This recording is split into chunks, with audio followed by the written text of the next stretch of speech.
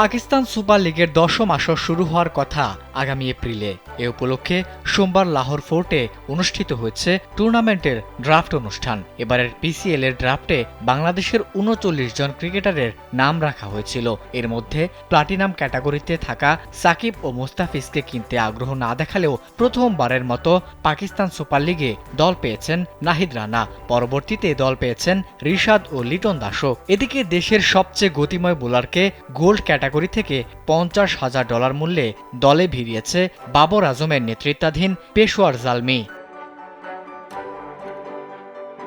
জাতীয় দলে অভিষেকের পর থেকেই আলো ছড়াচ্ছেন নাহিদ রানা। গত বছর পাকিস্তান সফরের টেস্ট সিরিজে অসাধারণ পারফরমেন্স করেছিলেন এই স্পিড স্টার, যেখানে এক ইনিংসে ৪ উইকেট শিকারেরও রেকর্ড রয়েছে তার। স্বাগতিকদের ধবল ধুলায় ছিল তার গুরুত্বপূর্ণ ভূমিকা। সেই পারফরমেন্সই হয়তো পেশোয়ার জালমিকে আকৃষ্ট করেছে তাকে দলে টানতে।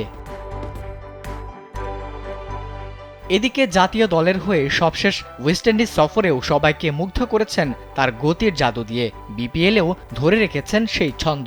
বর্তমানে বিপিএলে রংপুর রাইডার্সের হয়ে খেলছেন নাহিদ রানা। ৬ ম্যাচে ২৩ ওভার বল করে ৯ উইকেট শিকার করেছেন, যার গড় ২০.৩৩।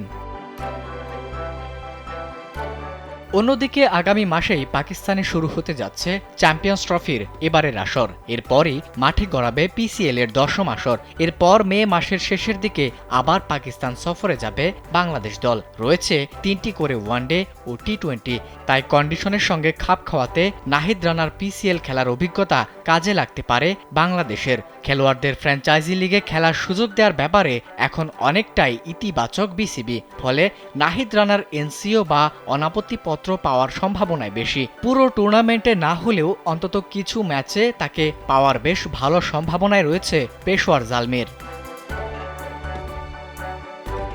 গতিময় পেসার হওয়ার সুবাদে ইনজুরি নিয়ে শঙ্কায় থাকতে হয় সবসময়। বিপিএল এর মাঝেও বাংলাদেশের বড় সম্পদ নাহিদ রানার ওয়ার্কলোড ম্যানেজমেন্ট নিয়েও কাজ করছে বিসিবি। রংপুর রাইডার্সের ডেরায় থাকাকালেও তার দিকে নজর রাখছেন ফিজিও ট্রেনাররা। এদিকে প্রতি বছর ফেব্রুয়ারি মার্চে পিসিএল মাঠে গড়ালেও এবছর ১৯ ফেব্রুয়ারি থেকে ৯ মার্চ পর্যন্ত আইসিসি চ্যাম্পিয়ন্স ট্রফি হওয়ায় পিসিএল আয়োজন করা সম্ভব নয়। তাই ফ্র্যাঞ্চাইজি টুর্নামেন্টটি এপ্রিল মে মাসে আয়োজন করার ইচ্ছা রয়েছে পিসিবির।